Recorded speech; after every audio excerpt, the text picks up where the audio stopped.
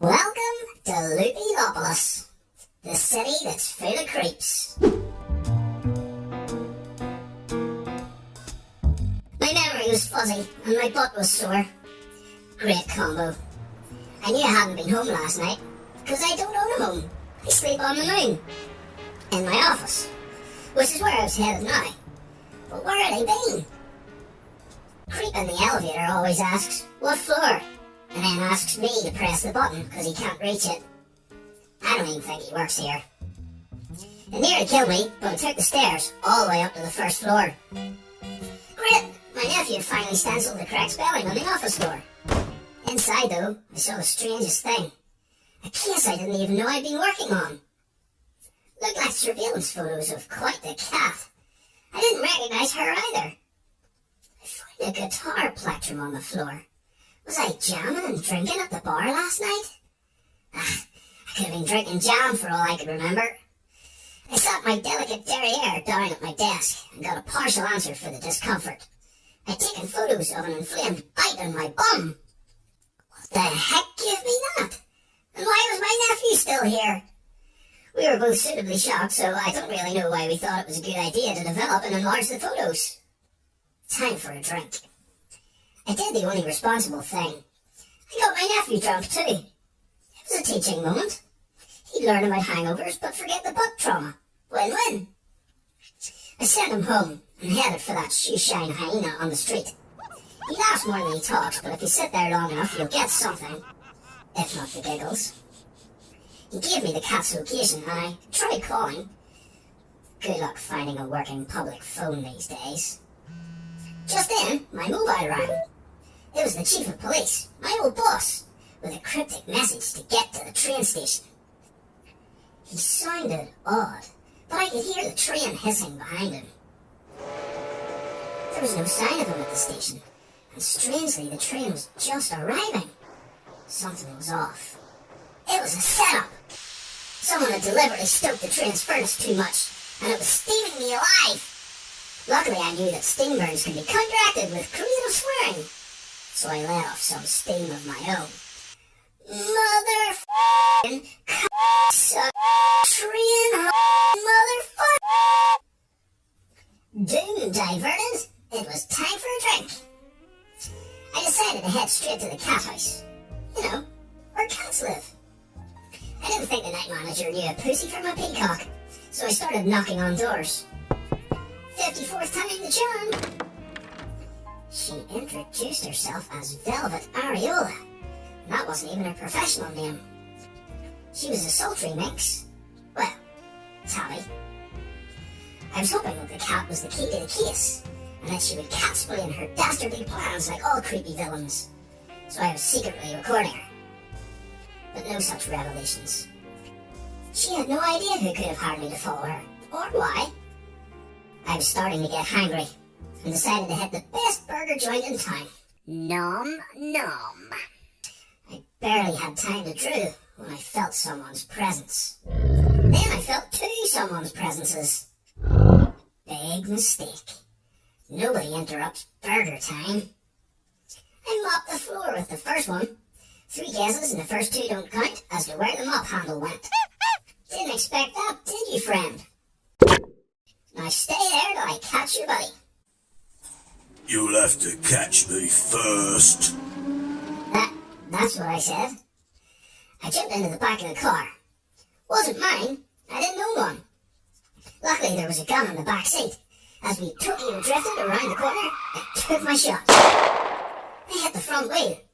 Or the scooter's battery self-exploded. While we waited for the fuzz, he spilled the beans. The fuzz finally turned up and asked me to formally identify the perps in the lineup. Well, I wasn't pressing charges, not after that mopping. They all looked a bit sheepish. Besides, they were just pawns.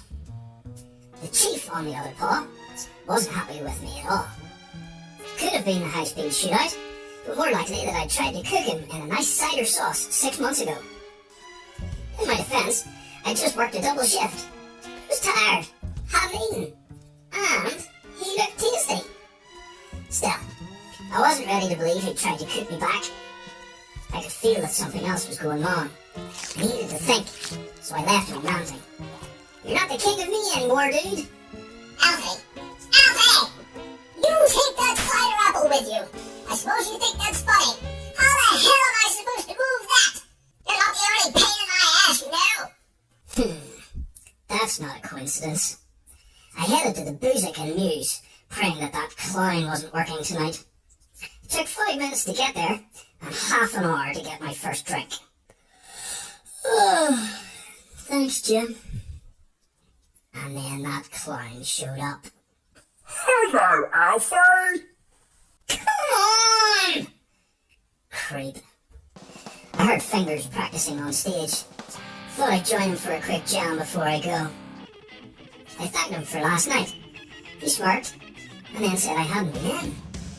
So where'd the plectrum come from? Time for a drink before I go. I stood in the street trying to piece everything together. Felt like it was on the tip of my brain, but the street wasn't the only thing that was still foggy. Then it hit me. The soccer punch. I flew through the air trying to decide whether shooting the ball would be overkill or not. The knock to the head hadn't given me anything but a concussion. However, when I landed on the road, the bite on my bum burst. I was no longer under the influence of hypnotic snakebite venom. Now stay with me, I shall exposit. I know we've met a handful of colourful, mostly black and white characters, but where was the snake, you say? It was right in front of us, but thanks to its proclivity for poisonous bum biting, we didn't even realise it. Velvet wasn't wearing a feather boa, she was wearing a boa constrictor. He'd hypnotised all three of us. Me, Velvet, and the chief. I remembered him now, appearing in my office. He bit me and left me hypnotised on the floor, while he then set me up with all those pictures of Velvet. There was no plectrum, it was a snake scale. To help sell his ruse, he'd used a red string that I'd spotted in Velvet's hotel room, just to add to the creep factor. Creep. It would look as if I'd been stalking her. Like she's a squirrel. He snake-explained his full dastardly plan. They always do. He was going to kill Velvet, frame me for it, then steal me with a train and frame the chief for that. That hadn't been a train hissing behind the chief on the phone. It'd been a snake.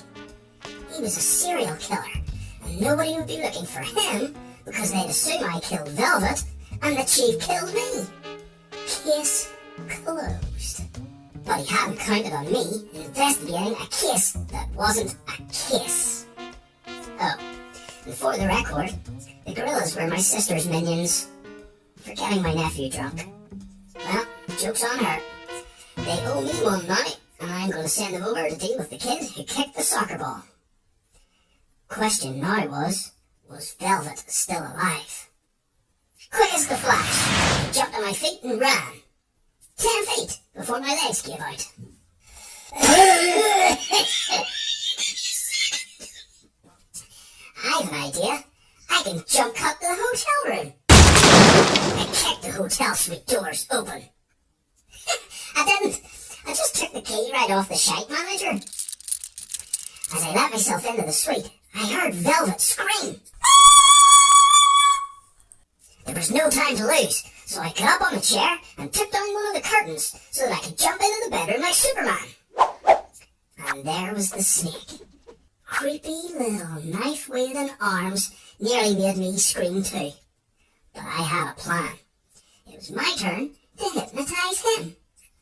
With my sweet dance moves. See if you can spot the modern moves my nephew taught me. The ha-cha-cha, the boogie-woogie, the vice versa, the nuts and bats. It's movement, rhythm, and all that. Swing!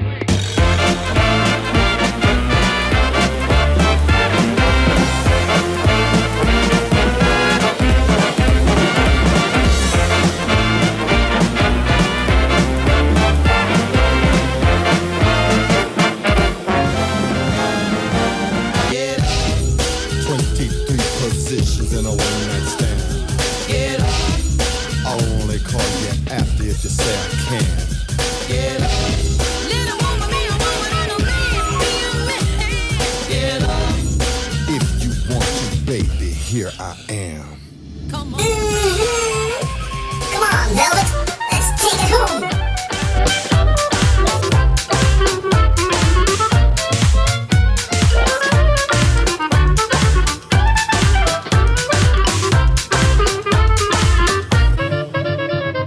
By the time I dropped the mic, I had the keys and the snake all tied up.